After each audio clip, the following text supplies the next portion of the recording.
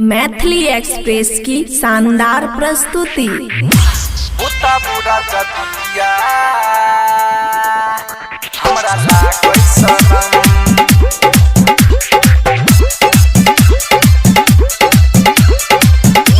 खुशी recording studio बलुआहा। बुता बुरा जदिया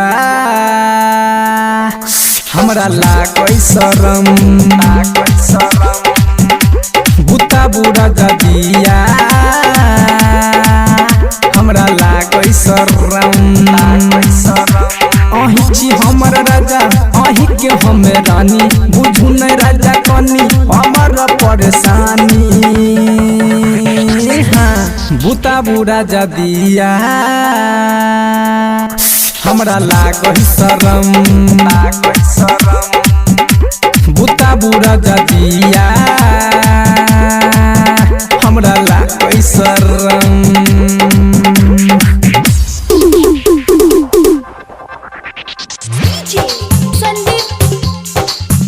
हमरा ला कोई शरम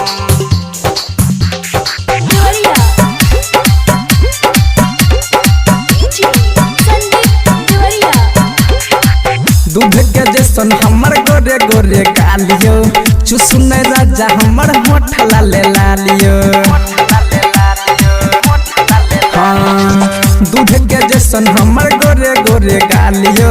चुसुन राजा हमर होठ लाले लालियो अहन गारू एक भकारू सैया लगा के मर बुता बुरा जदिया हमरा ला कोई शरम बुता बुरा जदिया हमरा ला कोई शरम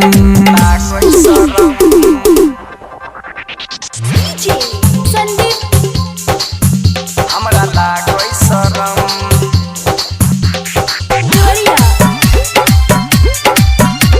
खुशी रिकॉर्डिंग स्टूडियो बलुआहा। बबुआ राहुल बेदर दितियायो धरकैया धक धक हमार जियायो हाँ बबुआ राहुल बेदर दितियायो धरकैया धक धक हमार जियायो लगे में आबू कोरा सुताबू मानू ने बात बोला बुता बुरा जदिया हमरा ला कोई शरम बुता बुरा जदिया हमरा ला कोई शरम खुशी रिकॉर्डिंग स्टूडियो बलुआहा।